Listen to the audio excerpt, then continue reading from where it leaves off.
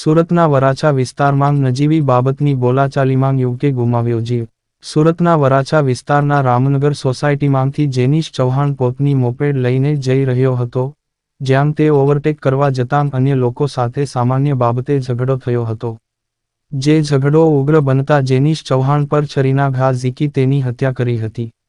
બનાવની જાણ થતાં જ પોલીસનો કાફલો ઘટના સ્થળે દોડી આવ્યો હતો. ઈજાગ્રસ્ત યુવકને તાત્કાલિક સારવાર અર્થે સિવિલ હોસ્પિટલ ખસેડવામાં આવ્યો હતો, જ્યાં ફરજ પરના 1000 તબીબોએ યુવકને મૃત જાહેર કર્યો હતો.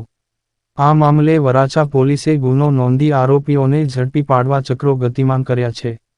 કાલ રાત્રે વરાછા પોલીસ સ્ટેશનમાં બાઇક જે છે ને 3 જે મરણ ગયો એની સાથેના 2 મિત્રો હતા. એ લોકો બાઇક લઈને જતા હતા અને કંઈક ગાડીની બાઇકની ઓવરટેક કરવા બાબતે એક બનાવ બન્યો છે, જેમાં ઝઘડો થયો અને પછી છરી મારી કોઈ તીક્ષ્ણ હથિયારથી હત્યા કરવામાં આવી છે. એમ હત્યાનો બનાવ બન્યો છે.